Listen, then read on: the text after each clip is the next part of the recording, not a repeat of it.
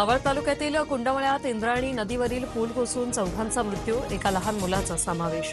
आतापर्यंत 38 जणांना वाचवण्यात यश, अद्याप अनेक जण पुलाखाली अडकलेले।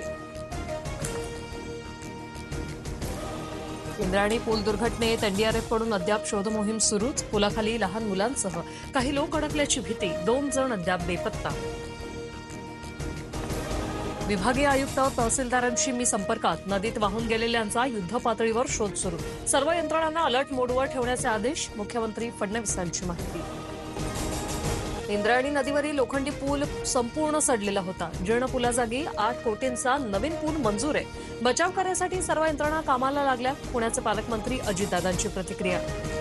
कुंडवळ्याजवळील पूल जीर्ण झाला होता, ग्रामस्थांकडून वारंवार नवीन पुलाची मागणी होत असताना लोकप्रतिनिधींनी ती धुडकावली। प्रशासनाचा हलगर्जीपणा घटनेच्या मुळाशी, इंद्रायणी पूल दुर्घटनेनंतर सुषमा अंधारेंचा आरोप। जिथे पाण्याचा प्रवाह जास्त अशा पर्यटन स्थळावर न जाण्याचं आधीच आवाहन केलं होतं। या प्रकरणात प्रशासकीय हलगर्जीपणा झालाय का, याबाबत समिती नेमून चौकशी होणार, पूल दुर्घटनेवर पुणे जिल्हाधिकाऱ्यांची माहिती। इंद्रायणी नदीवरील पुलावर 50हून पर्यटक उभे होते, पूल पादचारी असताना काही दुचाकीही येत जात होत्या। गर्दीचा भार या जीर्ण झालेल्या पुलाला पेलवला नाही आणि पूल कोसळला। क्रेनच्या सहाय्याने दुर्घटनाग्रस्त पुलाचा भाग पाण्यातून काढला, कट्टासाळी मोठी गर्दी, पावसामुळे इंद्रायणी नदीचा प्रवाह वाढला, बचाव कार्यात अडथळे। इंद्रायणी नदीवरील पूल दुर्घटनेतील मृतांच्या नातेवाईकांना 5 लाखांची शासकीय मदत जाहीर, एका पर्यटकाला सुखरूप बाहेर काढलं, पुणे जिल्हाधिकाऱ्यांची माहिती।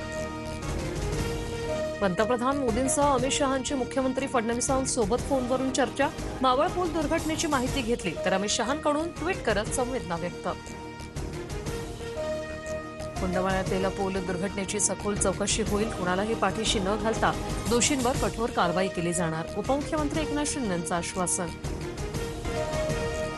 सर्व जुन्या पुलांचे स्ट्रक्चरल ऑडिट होणार, उपमुख्यमंत्री शिंदेंच्या मुख्य सचिवांना सूचना, घटनेची पुनरावृत्ती टाळण्यासाठी खबरदारीच्या सूचना। इंद्रायणी नदीवरील जीर्ण पादचारी पुलावरील दुर्घटना अतिशय खेदजनक, पर्यटन विभागाने आणि जिल्हा प्रशासनाने सर्व पर्जन्य पर्यटन स्थळांबाबतीत अधिक जागृत राहणं गरजेचं, शरद पवारांचं आवाहन। कुंडवळा पूल दुर्घटनेतील पीडितांच्या कुटुंबियांचा टाहो, आपल्या प्रियजनांबाबत माहिती मिळवण्यासाठी नातेवाईकांचे प्रयत्न सुरू, प्रशासनाकडून सहकार्य होत नसल्याने काहींचा संताप।